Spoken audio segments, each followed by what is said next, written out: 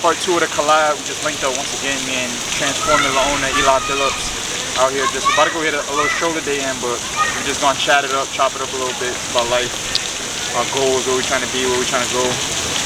Yo, we going places, and you know, it starts from doing things like this, just linking up. First of all, we not even like, we planned on working out, but everything else just comes natural. I feel like that's what people have to start to aim towards, just natural vibes with your bros. Like, instead of like always looking to go and do something,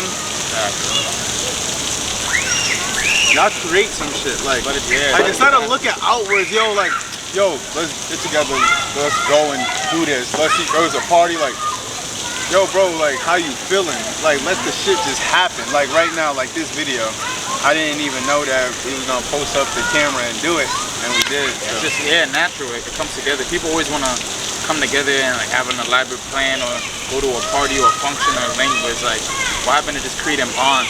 Also, like, the power of collaboration is so strong, like coming together, and now we got 2 audiences combining. We only growing, only getting better, only just mixing ideas, wisdom. So you don't see a lot of, especially a lot of black people now these days, young black people, you don't see them spreading wisdom anymore. All people want to do is get to that bag quick, or you know, come out, smoke, drink, all that, but they never really share wisdom, knowledge, money that comes and goes, but wisdom that lasts a lifetime. That's things you'll never forget, that's gonna last you the rest of your life. It's real important. Even hearing you, like, I'm taking it in, like, I'm like, why are you, yo, nah, because I've been wanting to talk about this for like a while, and I've been holding it in because I feel so much about it, but I'm trying to, you know, channel it so I say the right things, because I'll go crazy. Like, I'll be wanting to rant on every topic, but I'm like, people should stop hanging around bozos. Oh, nah, facts. Stop hanging around people that you can't get anything from. Excuse the yelling. We in the park. But not saying that you should, you know, use everybody that you encounter or seek to gain something, but first of all, I just feel like if we know more as people, we should do more, we should teach more. It don't make sense to know more and not do better. It don't make sense to know more knowledge, know how to do the right things, know what to do and not do it, or to just choose to, you know, bring people down if you are stuck in that, you know, that feeling. Like, that's not cool. And I feel like we need to do more as a population, a community, shit, a group of people, and share knowledge, bro. Like, that's that gatekeeping stuff. People always want to, they find that wisdom and they just hold on. They never want to share it to the brother next to them. It's like, that person you share that wisdom to next to you, that could be your job owner, that could be the person you collabing with, that could be, you know, your best man, I don't know, just someone who you share a bond with. But I fully agree. Like, you are the people, you are your environment, you are the people you rest around, you stay around. Because you hang around a bunch of bozos, you're gonna be the next one. You hang around a bunch of go-getters who want more for themselves, that's what you're gonna do. You're always gonna be thinking about, how can I get more? How can I get for myself? How can I provide more? Because being around hungry people, it's the best thing you could ever do. But so about bozos, like, we mean no goals, no purpose, those that just foolish. Those that kind of live life like, oh, it's gonna come, everything's gonna happen, time flying by, time is ticking, like, time is ticking. Get to it, like. We use bozos in a different, we use the word bozos to describe, you know, those group of people that just don't want nothing more in life than what they already have, than, you know, their environment, than what they are, what they eat, what they do day to day. You know, those people that don't want more and they're satisfied with everything. Yo, cut those people out your life. Wanna be around more, wanna be around better. Like, it don't make sense to, it could be your homeboy, it could be your friend, it could be a family member, it don't matter. It don't make sense to be around somebody all day, not learning nothing, y'all not talking about nothing positive, y'all not aiming to do anything positive, y'all physically not doing nothing positive. Like, it don't make sense. Like, at the end of the day, it's like that person's feeling of whatever they got going on, or whatever that bozo mentality is, that shit is gonna rub up. Like, it's gonna rub off on you. And before you know it, you're gonna be just like the person that you're spending all your time with. Like, you know what I mean? And it's real simple. It's real simple. Don't spend time with people that you don't want to be like. Like, if you don't want to be a certain type of person, don't hang around certain type of people that's like that. All you're doing is you're allowing them to keep you within that, whatever it is. Like, that's a beautiful point. I think my mother always told me this: you never want to always be the smartest one in the room. Like, you're the smartest one in the room. What are you gonna gain from others? You are the fool at that point. Why would you be like? There's nothing to grab from anyone else. I think that's just complacency, is being okay with being where you are. And I think coming from for a lot of people, coming from a place of privilege, they don't really know about wanting to get more. They have everything handed to them, and you know, that's cool for certain people. But like, look where we are right now. We in New York City. You see the project buildings in the back.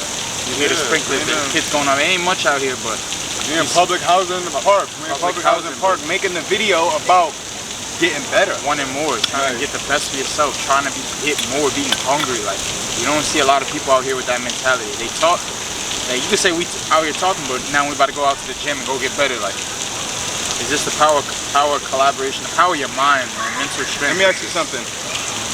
When did you find like the importance in, because this type of talk isn't spoken about from young, so it's almost like, and this is actually capturing everything. I'm pretty sure if you like sit it right here. This will get captured. Yeah, it's okay. So you want it to close up. Oh, this isn't talked about. Like, stuff like this isn't promoted to us at a young age. So when, because I know you just wasn't born like this mentality. I mean, we are. It got to progress.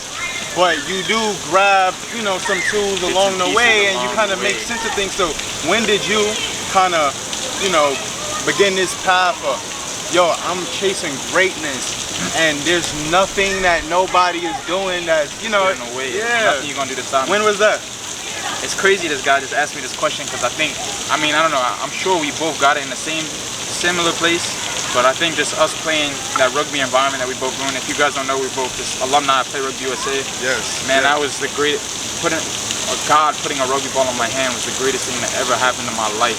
When I remember first coming to play rugby and just seeing how hungry these young kids were at like 15, 16 years old. Most kids in Harlem are just, bro, after school, they going home, they're trying to explore, they're finding new vices, they're dabbling into things that they really should not be doing. But I remember just coming out of school and being, yo, I need to get that rugby ball in my hands. Yo, I need to go get active. Let's go hit the gym. I'm trying to get right so we can win this weekend. Like, for us, thank you, Father, thank you, Lord, like, for putting us in that position. You know, I think for me personally, it's just community. Like, my first ever rugby coach, he was my gym teacher at school. And, bro, that was just him telling me to come to the gym. That was the greatest thing he's ever done for my life, because I think just playing sport is really just taught me how to want more. And now a lot of people in our community, they aren't exposed to that. They're exposed to vices, man, to drugs, to alcohol, just to a lot of other things to use their time with. And things to escape. That's it. Just things to escape. Things to escape your reality. If you're doing everything, if you're doing all types of things, all types of days to escape your reality, then you don't have the time to actually focus and to think, you know, about your environment, because you're too busy focusing on escaping it. Like, I feel like going to practice, coming back from practice, going to like Manhattan, the piers and shit, and then coming back home to Brooklyn, for you, Harlem, taking a train, seeing how the city's changed and structures and values of property. Like, you can see it. You can see, you know, that right there gave us a different type of feeling, as in like, hold on, there's a much bigger, there's so much that's bigger than what I'm used to seeing each and every day. And I feel like rugby gave us that, like it gave me an outlet, like it gave me vision. Because once I seen, oh wait, we could go to New Jersey and I'm meeting all these different type of people, and niggas is, and you know, they all playing rugby and talking about different things. I was like, nah, bro, this world is too big. Like, I'm definitely about to see what else is out there.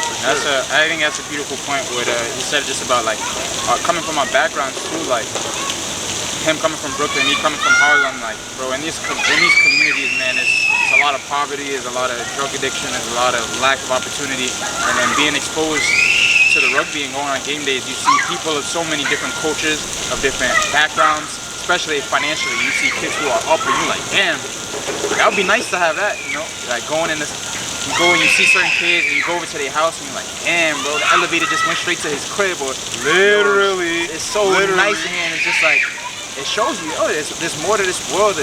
Man, unfortunately, it wasn't just given to me, but I can go get it. I can go find a way to go have this. There's more to life. If you just give some effort, you just go hunt, you can go find it. So let's also, that same note, I feel like, yeah, you have to have the willpower to go and do things. However, I feel like not everybody is lucky. And I don't like really saying lucky, because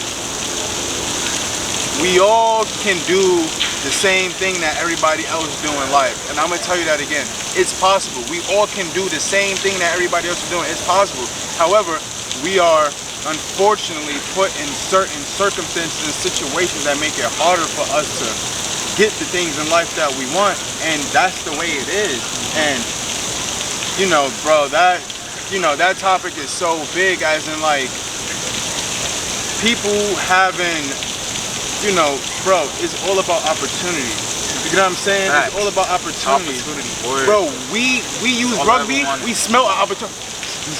I'm there. We knew what was going on. We knew what was going on. We seen a rugby ball, everybody, kids in my school, yo, what sport is that? Yo, what's that?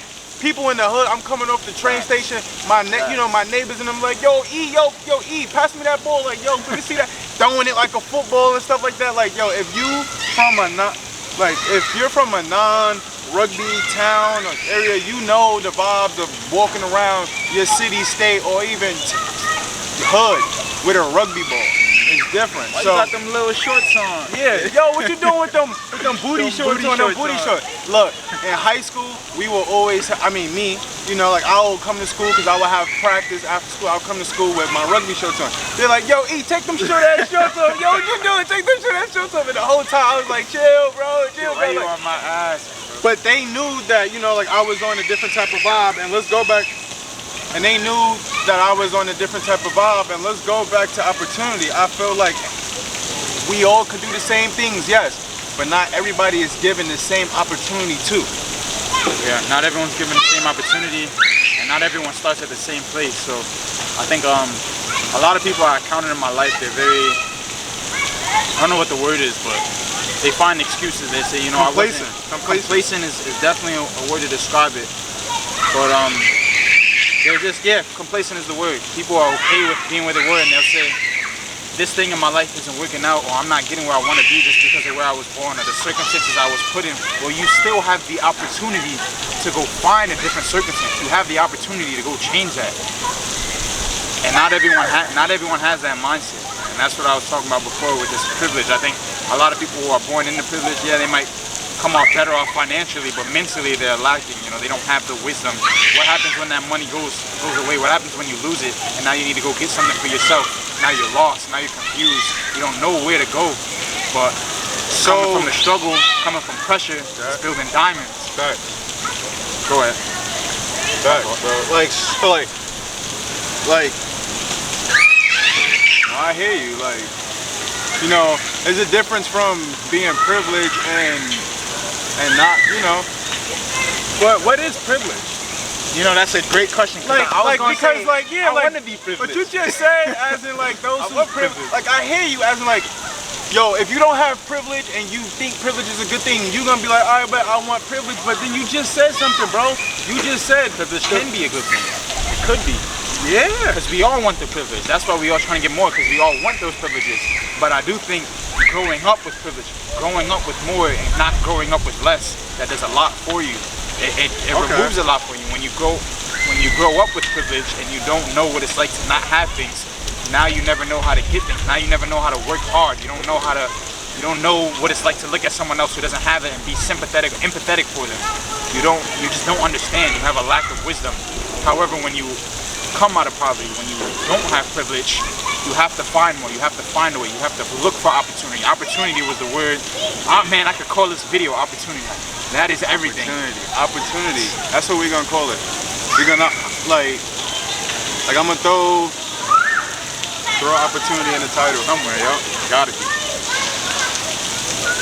But hey, I think we just did a great. We can cool it around somewhere there. But hold on, one more second. So yeah, we gonna cut it there for now. Save some our wise words for a future video. But just listen to, go back, listen to the things we talked about. Maybe they resonate with you. Maybe you can pick up something from it. If you like this type of content, comment that down below. So we about to head to the gym now. That's the motivational part. About to see us put our words into action. And let's get to this money.